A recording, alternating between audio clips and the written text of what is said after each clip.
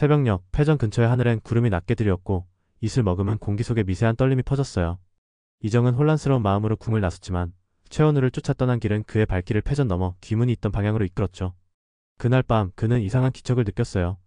귓가에 맴도는 누군가의 속삭임, 그리고 사라졌어야 할 진동이 땅속에서 울렸죠.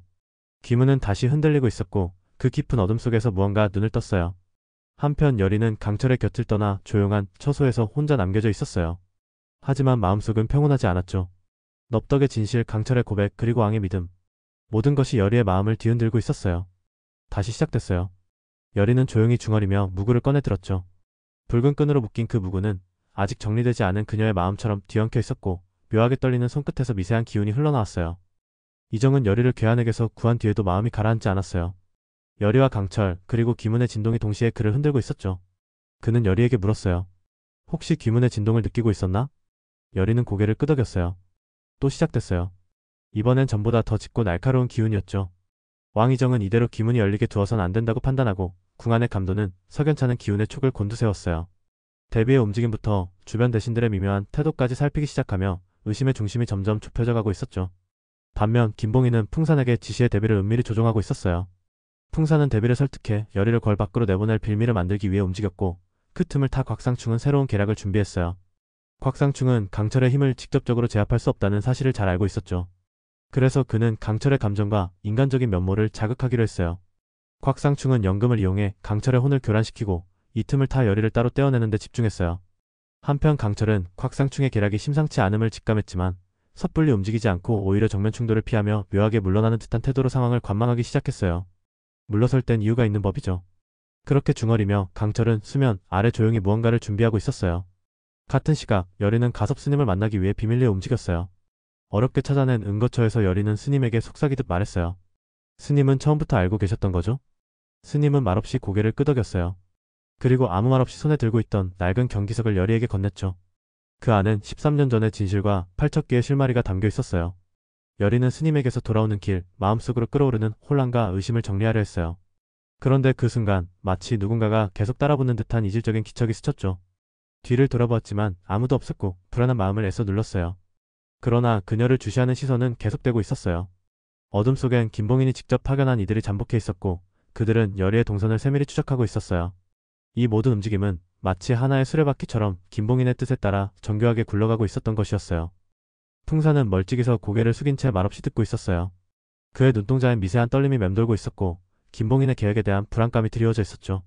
여리가 낯선 이에게 납치를 당했지만 그 사실을 알고 있는 이는 극히 일부에 불과했어요. 궁 안의 분위기는 숨죽인 듯 조용했고 여리의 부재에 대해 공식적으로 언급하는 이도 없었죠. 오히려 그 침묵이 더 큰 불안을 자아내고 있었어요. 여리는 누군가의 손에 의해 기절한 뒤 낯선 공간에 끌려온 거였어요. 정신을 차렸을 때 이미 그녀는 완벽히 낯선 공간에 홀로 놓여 있었죠. 사방은 먹먹했고 무구도 없었으며 몸이 이상하게 무거웠어요. 마치 이 공간 전체가 하나의 저주처럼 그녀의 신기를 질식시키고 있는 듯한 기운이 감돌았죠. 벽에는 오래된 부적이 붙어 있었고 그 중심엔 오래된 기혈이 뭉쳐있는 듯한 형상이 번져 있었어요. 그녀는 몸을 일으켜보려 했지만 움직일 수 없었죠. 대신 귓가엔 기이한 소리가 퍼지기 시작했어요. 그것은 말이 아니라 오래전 무구를 봉인하던 때 들었던 진혼의 울음과도 같은 소리였어요.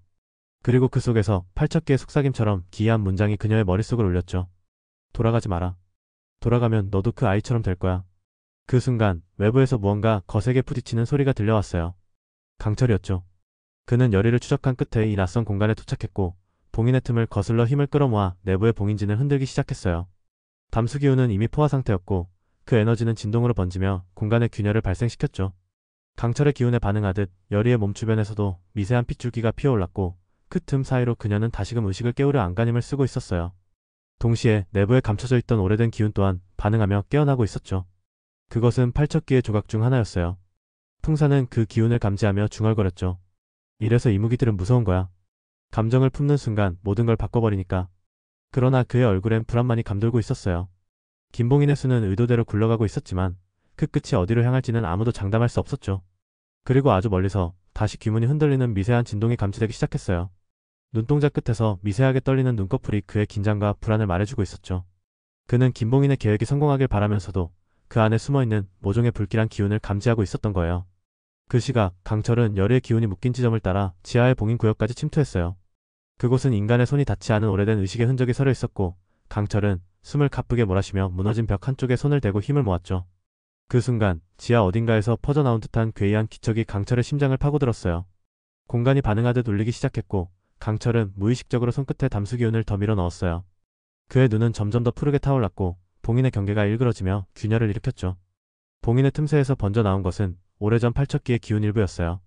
강철은 그것을 감지하자마자 이를 악물고 저항하기 시작했죠. 열이야. 아직 늦지 않았어. 내가 가고 있어. 그의 속삭임은 강렬한 담수의 기운과 함께 공간을 뒤흔들었고 그 충격에 봉인의 벽이 잠시 갈라졌어요. 열이는 그 틈을 타 희미하게 눈을 떴죠. 어둠 속에서 반짝이는 푸른 기운이 그녀에게 손을 뻗듯 스며들었고 마치 그 기운에 끌리듯 신기의 맥이 천천히 회복되기 시작했어요. 무구 없이도 감지되는 강철의 기운. 그것은 단순한 이무기의 실력 그 이상이었죠. 그러나 그때 어둠 속에서 또 다른 기운이 꿈틀댔어요.